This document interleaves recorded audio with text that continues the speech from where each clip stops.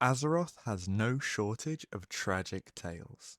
Kingdoms fallen, heroes broken, empires drowned beneath the sea.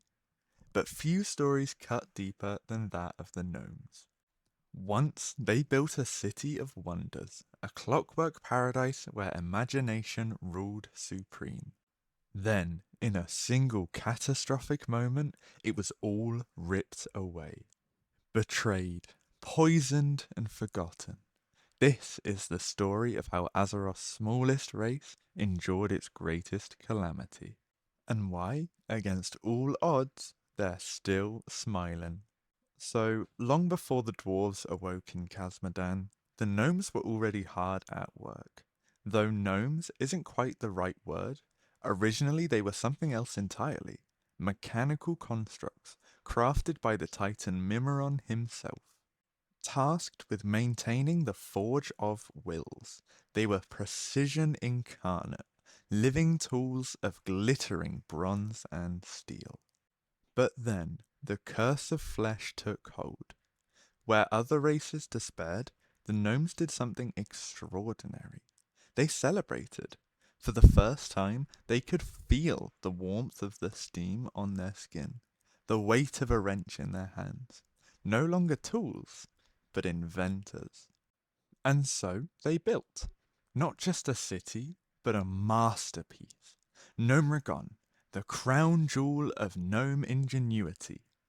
While dwarves dug for glory in Ironforge, gnomes turned their small, mountainous home into a labyrinth of laboratories, workshops, and grand academies.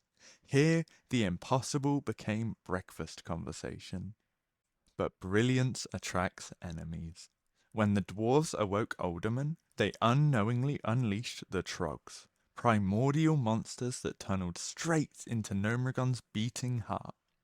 Desperate, High Tinker Gelbin Mechatalk turned to his oldest friend, Sicko Thermaplugg, for a solution.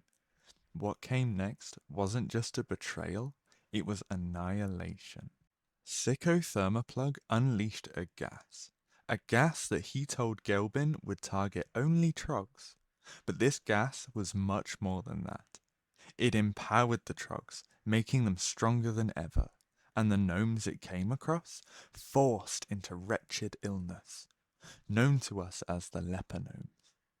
Gelbin was horrified and left Thermaplugg to lie in a bed of his own making.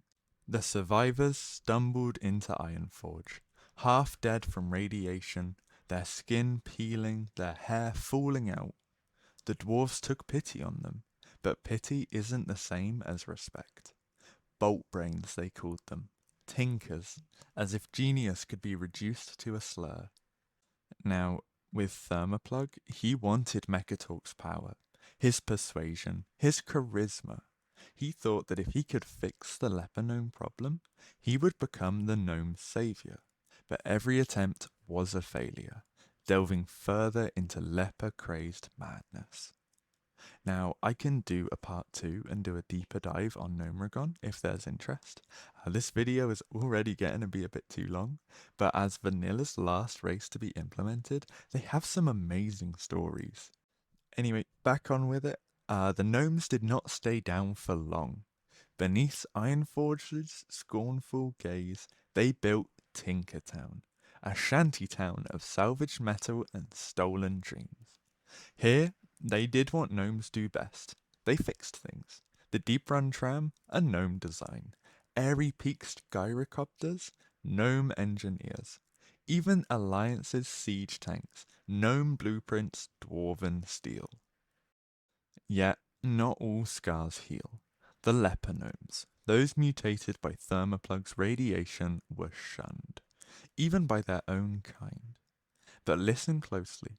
In Baal-Madan, and you'll hear the whispers, we volunteered.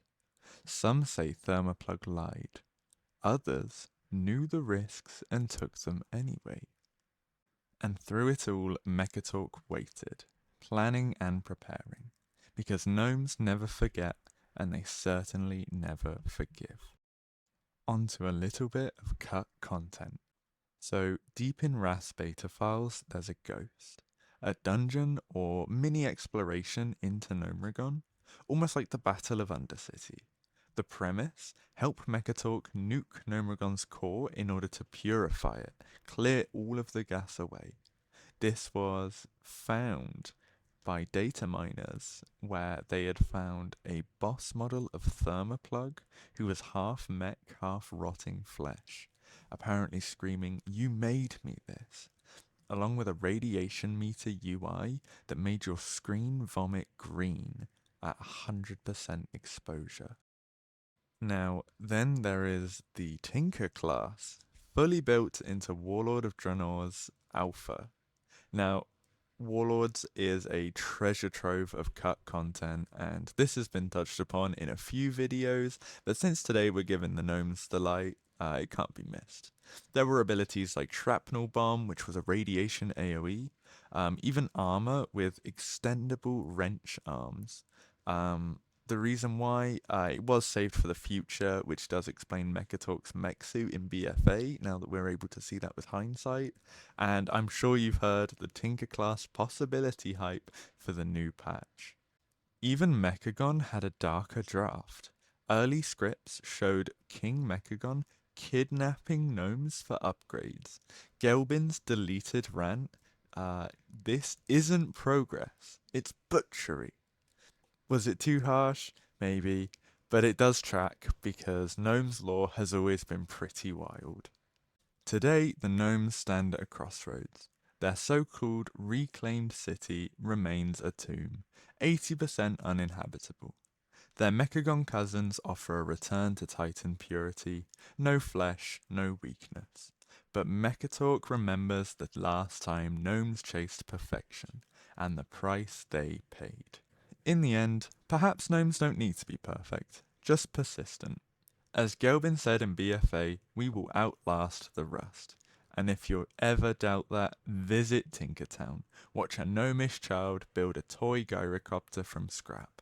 Then ask yourself, what kind of people can lose everything and still dare to invent tomorrow? Thank you so much for watching. I did find a few extra things for the cut content of the gnomes, but nothing too dramatic.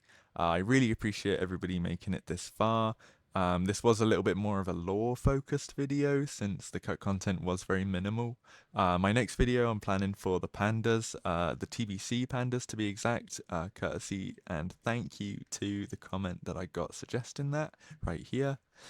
Please have a lovely day. Thank you so much, and I'll see you next time.